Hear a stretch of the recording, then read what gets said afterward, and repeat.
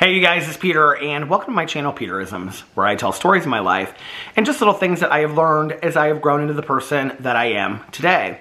And I was just reading through some comments that I got on my video from yesterday, and I got several comments that stood out to me. I wanted to read one comment on here, and it is from Autumn, and Autumn said, "I sought help recently after thinking I could do it alone. I didn't think I could go one day without pain pills. I sit here typing this message at 25 days clean. I am so thankful for your inspiration, Peter, and for that I say thank you. You are a tremendous light in a sea of darkness." And the reason why I read this comment is because, first of all, I just want to say thank you for that. I really appreciate it. I have always just learned that, you know, the only power that we have is one addict or one alcoholic sharing our story with another. And you sharing your story in the comment section of this video or of that video might be helping somebody else. And I want you to know that, you know. It really doesn't have so much to do with me sitting on this end and talking at length about recovery. And in fact, I think it's really important to note that when I first got sober, and I was in my first 30 days or my first 60 days of sobriety, the idea that somebody could stay sober for 10 years or 5 years or 20 years or 27 or 30 years, you know, it was like unfathomable to me. And in fact, I can remember sitting in meetings and being like, they're lying. They have not been so, there is no way they have not had even a beer in 5 years. Like there is no way. I do not believe them. They haven't even smoked a joint in 5 years. They're liars, okay? I did not believe it. But could somebody stay sober for 30 days or 25 days? That I could believe. I could believe that somebody could stay sober for 2 weeks or 3 weeks or 4 weeks, right? And so those were the goals that I really aimed for in early recovery. I can remember just wanting 30 days so bad, right? And then when I got 30 days, I can remember wanting 60 days so bad. And then at 60 days, wanting 90 days so bad, you know? And then wanting 6 months so bad, and then 9 months, and then, you know, a year, and then 18 months, and then, you know, going on and on from there. But it had to be like that for me. And, you know, there's a lot of different feelings about people counting their time in sobriety. For me, I had a calendar that I kept in my kitchen, and it was just like, you know, like one of those calendars you get every year that has like pictures of dogs or something in it. And I think my first calendar that I had was like something that I got in treatment, like they gave us as a gift, and it was like recovery, like slogans or something with like pictures of like, you know, I don't know, what do you call it, like a field or snow or something like that. And then it would say something on there like one day at a time, you know. But anyway, I wrote down every day that I was sober on there, you know. I don't do that today. Like, I have an app on my phone that tells me how many days I've been sober. I have not looked at this in a very long time. Here, I'll tell you. I have been sober 27 years and 27.92 years, 335.03 months, 10,199 days, and 244,763 hours broken down. That's how many days I've been sober, which is crazy to think that I have been sober 10,000 days, over 10,000 days. That's unbelievable, you know? 10,000 days. Well, I couldn't even make it a day, you know? I think we need people in early recovery telling our stories. And so thank you so much for sharing that you're 25 days sober. Congratulations. That is a miracle. You are a miracle, and that is amazing. It's unbelievable to me. And I am so in love with the newcomer in recovery that tells their stories and is so vulnerable and angry and hurt and sad and pissed off at the world, right? Like, that's how I was, and that's how so many people that I know, you know, were. And you know, and I love to hear those stories.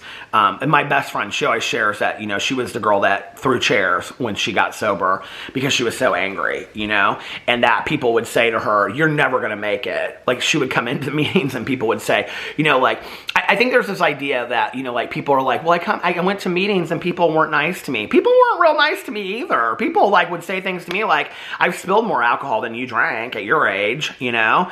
And, my best friend, she'll say, you know, people would say to her, you're never going to make it. Like, you're never going to stay sober a long time. And like out of spite, she kept coming back for a while for that, you know? And I think we all do it for different reasons. I'm just glad I stuck around for the miracle, you know? And that's what we say. Stick around for the miracle. Make sure that the miracle happens. And I'm so glad that I did, you know? And I think when you break it down, 10,000 days, wow, like that's pretty incredible, right? Like I'll even pat myself on the back for that. But the reality is it's just one day. I mean, it really is 10,000 days, one day at a time. And when you break it down and all of that, it's like, I don't know, like sometimes I miss, like this is not the video that I wanted to make in here. The video that I actually wanted to make was talking about getting through the holidays and recovery, so maybe I'll talk about that tomorrow. But, you know, I think one of the things I've seen a lot of friends of mine struggle with through the years is kind of being addicted to early sobriety. And what I mean by that is that they get sober, and that they stay sober for like a year, year and a half, 2 years, and then they go back out. And part of why they go back out is because they start getting the things back that they lost when they were using, like their families or like romantic relationships or jobs or careers or education. And then when they start getting those things back, recovery kind of takes a back seat to that, right? Like sobriety takes a back seat to that. And so they stop going to meetings, they stop calling their sponsor, they stop hanging out with people in recovery, and they kind of forget where they came from a little bit. And I have been there at points in my life before, you know, like there were 4 years that I didn't go to meetings at all. I talk about that. And that was a really scary point of my life. I had no emotional sobriety, I had no spiritual foundation, and I really had no connection to a 12-step program or recovery or sobriety whatsoever, any kind of sobriety, you know? I also have had friends of mine that like once they kind of get over that year gap, I don't know how to explain it. There's something that happens in early recovery when you're going to meetings if you're in the 12-step program. And like I said, I can only speak to what that experience is because that's my experience, right? But there's something that happens when you go to a 12-step meeting in early sobriety. It's like, I think the only way I can explain it is because I've never been somebody that got any kind of like real spiritual release. I never had any kind of like huge spiritual experience by going to church. And so I have to believe that my husband is calling me right now. I have to believe that's a spiritual experience. I have to believe that feeling of how I would leave a meeting and I would feel so full of hope and just motivated and inspired, and I felt like, like I have to believe that's how some people feel when they go to church, right? Or they go to whatever spiritual, you know, temple or whatever that they go to. But for me, it was going to meetings. For me, it was like reading like text, you know, and 12-step text. For me, it was like talking to other people in recovery, and like they would say something, I'd be like, yes, exactly. Like that's exactly how I feel. And I was like, oh my God, somebody gets me, right? And just sharing over a cup of coffee the insanity of this world that we lived in, right? And a hope for a brighter future. Even if that brighter future just meant having, you know, $20 in our bank account and enough money to buy a cup of coffee at Perkins, you know, on a Friday night, and going home and getting a good night's sleep and waking up with peace of mind in the morning. Like that was amazing enough, right? And so when I look at that and I look at that first year, there were so many magical moments that I think that what happens to a lot of people is that they get kind of addicted to early sobriety. And then like after that first year or two, they go back out, right? And like then they come back in and they're like in it to win it, right? And they're going to meetings all the time. And it's like they have that feeling again. It's like they almost kind of like get addicted or miss that feeling of being in early sobriety. And I think that what you have to remember is that you can still get that feeling through everything that you do, right? Like I've had to learn in long-term sobriety, you know, as an old-timer, I've had to learn how to get those feelings today. You know, and what I know today is that feeling comes in service work. It comes in helping others. You know, it comes in reaching out to the still suffering alcoholic or addict. It comes into, you know, telling my story to other people. It comes in remembering where I was at, you know. It comes back to sitting there and listening to a newcomer share their story and being like, wow, like they're exactly where I was when I walked through the door, you know. And even though that was 27 years ago. My story is not a whole lot different. And if I go back out there tomorrow, I'm going to end up right where they were when they came in yesterday.